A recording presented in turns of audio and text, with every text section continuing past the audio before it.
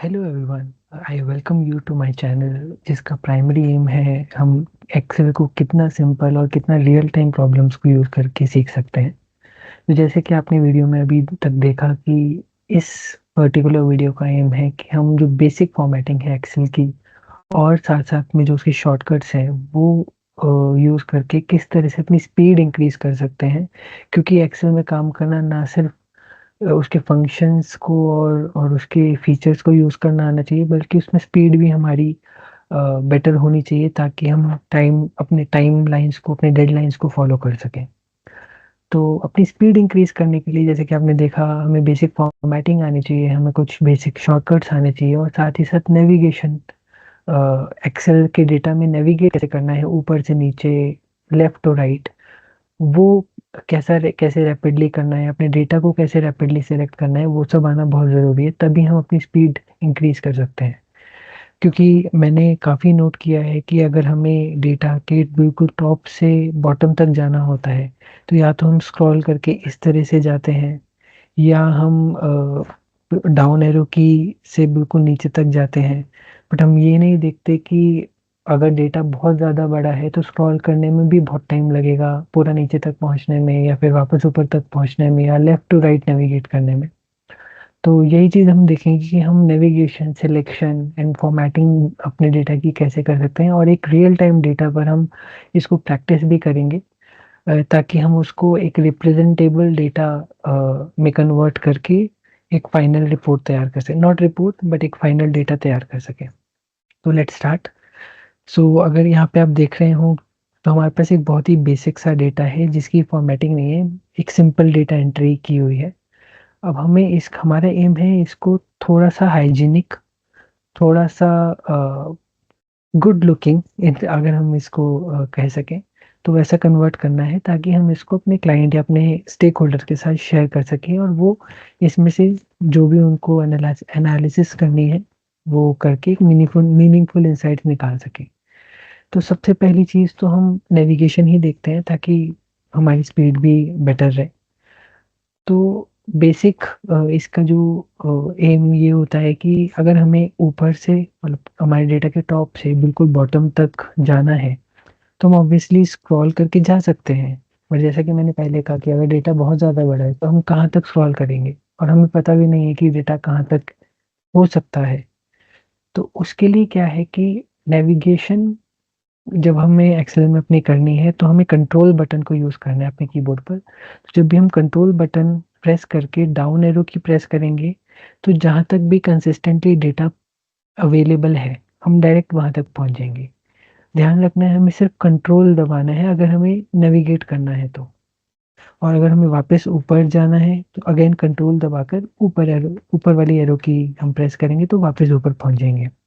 तो ये जो हम एक-एक करके जो प्रेस करते हैं, उससे ऑब्वियसली बहुत टाइम लगेगा, तो इसको हम अवॉइड कर सकते हैं अगर हमें थोड़ा रैपिडली काम करना है तो। सेम यही अगर हमें डेटा के राइट में मूव करना है तो कंट्रोल दबा के राइट एरो की दबाएँगे तो हम डायरेक्टली राइट मोस्ट एंड पर पहुँच जाएँगे हमारे डेटा के। एंड सिमिलरली कंट्रोल के साथ अगर हम लेफ्ट एरो की दबाएँगे तो लेफ्ट एंड तक पहुँच जाएँगे। आई नो ये बहुत ही बेसिक चीज़ है और आप सोच रहे होंगे कि ये बताने की भी क्या ज़रूरत है, बट एक्चुअली मैंने लोगों को देखा है जो बिल्कुल एक्सेल स्टार्ट कर ही रहे होते हैं, नेविगेशन में बहुत टाइम वेस्ट करते हैं, जो कि हमें नहीं करना है। अ, ये तो हो गई नेविगेशन की बात। अगर हमें नेविगेट करते हुए साथ में डेटा सिलेक्ट भी करना है, और एक साथ सिलेक्ट करना है, हमें एक-एक करके सिलेक्ट नहीं करना, हमें एक साथ पूरी कॉलम या पूरी रो को सिलेक्ट करना है, या पूरे डेटा फॉर दैट मैटर पूरे डेटा को भी सिलेक्ट करना है। तो बिना माउस को यूज़ किए अगर चाहे तो हम इस तरह से भी कर सकते हैं या इस तरह से भी कर सकते हैं। बट अगेन जब डेटा की वॉल्यूम बहुत ज़्यादा है तो उस केस में हम ये चीज़ ऑब्वियसली फॉलो नहीं करेंगे या नहीं करनी चाहिए क्योंकि टाइम बहुत ज़्यादा लगेगा। तो जब हमारे पास डेटा ज़्यादा है तो हम कंट्रोल के साथ जब शिफ्ट को भी इंक्लूड कर लेते हैं, कंट्रोल शिफ्ट एक साथ दबाते हैं एंड देन डाउन एरो की दबाते हैं। तो जहाँ तक भी कंसिस्टेंटली डेटा अवेलेबल है वो वहाँ तक पहुँचता तो है, साथ-साथ सिलेक्ट भी कर लेता है। तो एक बार सिलेक्ट हो गया तो हम कॉपी या कट कुछ भी कर सकते हैं।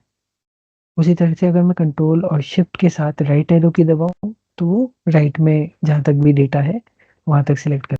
तो जब मैं यहाँ पे इस डेटा में नीचे तक मूव हुआ तो आपने ध्यान दिया होगा कि हेडर्स अभी हम विजिबल नहीं है क्योंकि ऑब्वियसली 53 रोज हैं, 53 लाइन आइटम्स हैं इंक्लूडिंग हेडर।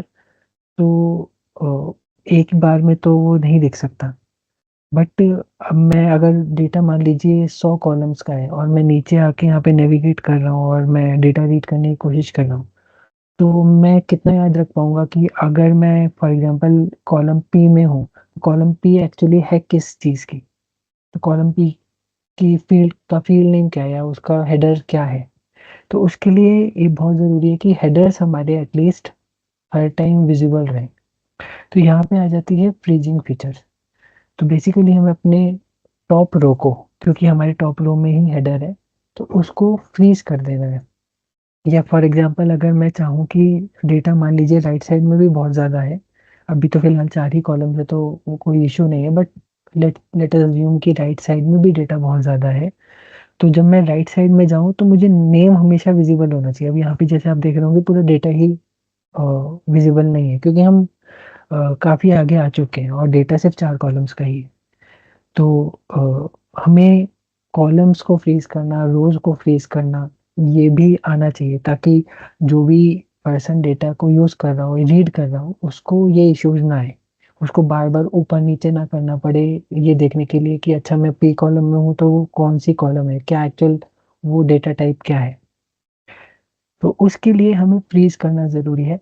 तो डेटा में जब भी हम काम करना शुरू करें आफ्टर मेकिंग एन एंट्री या after making all the entries, तो जब हम उसको हाइजीनिक बनाना एक सुंदर डेटा में कन्वर्ट करना जब उसको स्टार्ट करें तो पहले फ्रीज़ करना ज़रूरी है। तो यहाँ पे हम हमारा एम है कि पहले हम फर्स्ट रो को फ्रीज़ करते हैं। तो उसके लिए हम सिंपली व्यू में जा सकते हैं, देन फ्रीज़ पेन्स का एक ऑप्शन है एंड फ्रीज़ टॉप रो का एक ऑप्शन है। तो यहाँ पे हमारी टॉप रो फ्रीज़ हो गई। बट अब हम इसको शॉर्टकट से भी करके देखते हैं। मैं अनफ्रीज़ करता हूँ, अभी हमारे पास वापस से वैसा ही डेटा है, ये फ्रोज़न नहीं है फर्स्ट रो। तो जब हमें कीबोर्ड को यूज़ करके सिर्फ़ शॉर्टकट्स को यूज़ करके फ्रीज़ करना है क्योंकि अगर हम माउस यूज़ करेंगे तो टाइम ज़्यादा लगेगा और अगर हमें शॉर्टकट बिल्कुल हमारे टिप्स पर है तो वो जल्दी हम उसको कर सकते हैं। तो उसका शॉर्टकट है ऑल्ट, ऑल्ट दबाकर छोड़ देना है, ऑल्ट को दबाए नहीं रखना, then W, then F, then R. तो देख लीजिए वस्तु जो है वो फ्रीज़ हो गई। आपने ये नोट किया होगा जब मैं ये ऑपरेशन कर रहा था, तो उस टाइम हमारे पास जो ऊपर इंडिकेटर्स आ रहे थे वो हमें जो ऊपर लेटर्स आ रहे थे वो हमें इंडिकेट कर रहे थे कि अब हमें क्या करना है। तो इन केस आपको शॉर्टकट नहीं भी याद रहता बट आपको ये पता है कि फ्रीज़ का ऑप्शन व्यू में है, तो आप ऑल्ट दबा दीजिए। अब आपको दिख रहा है कि व्यू जो है वो डब्ल्यू में है। अगर यहाँ पे आप देखें, तो व्यू के लिए हमें डब्ल्यू दबाना है, तो हमने डब्ल्यू दबा दिया। अब देखिए फ्रीज़ पेज के लिए आपको दिख रहा है हमें एफ दबाना है, तो हमने एफ दबा दिया।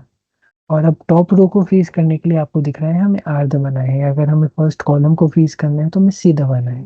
तो हम टॉप रो को ऑलरेडी फ्रीज़ कर ही चुके हैं, तो अभी हम ट्राई करते हैं फर्स्ट कॉलम को फ्रीज़ करना है, तो हम सी दबाते हैं। तो देखिए फर्स्ट कॉलम फ्रीज़ हो गई अब। तो अब मैं जब राइट साइड में नेविगेट करूँगा तो फर्स्ट कॉलम कहीं नहीं जा रही, बाकी डेटा ऑब्वियसली चला जाएगा एज़ इन वो नेविगेट जब हमने राइट में कर लिया तो वो दिखेगा नहीं, बट फर्स्ट कॉलम वहीं पर है। तो ऑल्ट डब्ल्यू एफ और उसके बाद आप अपने हिसाब से चूज़ कर सकते हैं कि टॉप रो करनी है, फर्स्ट कॉलम करनी है। यहाँ पे एक चीज़ और आपने लूपहोल देखा होगा कि मैंने जब फर्स्ट रो फ्रीज़ की, तो नीचे के नेविगेशन में कोई इश्यू नहीं था, हेडर फ्रोज़न थे और हेडर हमें दिख रहे थे। बट जब मैंने उसके साथ-साथ फर्स्ट कॉलम फ्रीज़ कर दी, तो फर्स्ट रो की जो हमने फ्रीज़ किया था, वो फ्रोज़न नहीं है अब।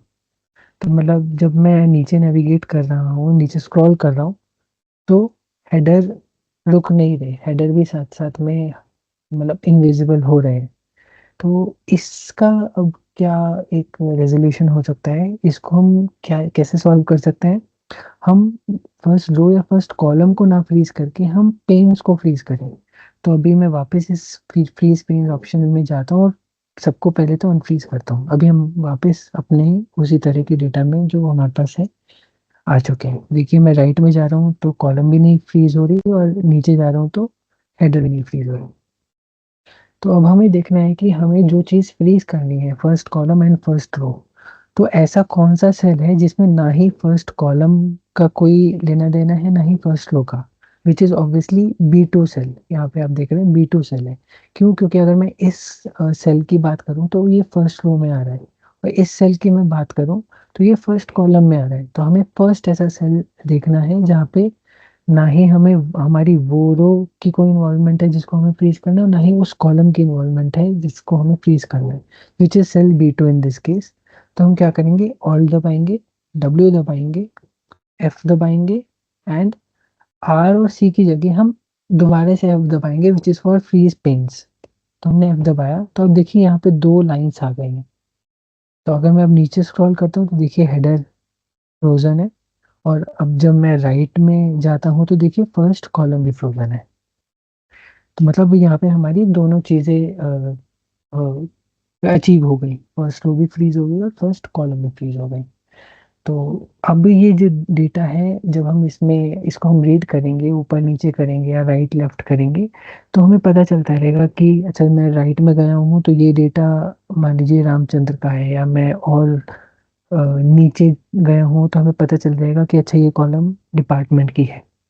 तो ये एक बेसिक डेटा एटिकेट मैं बोलूँगा कि हमें इस तरह से जब हमें कहीं रिपोर्ट शेयर करनी है, डेटा शेयर करना है, तो इतना तो करके देना ही चाहिए।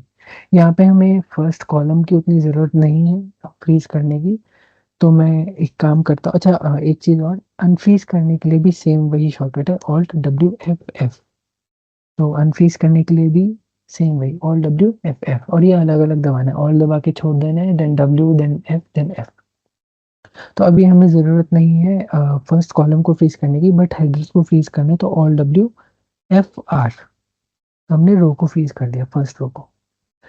तो ये रही फ्रीज़ और अनफ्रीज़ करने की बात।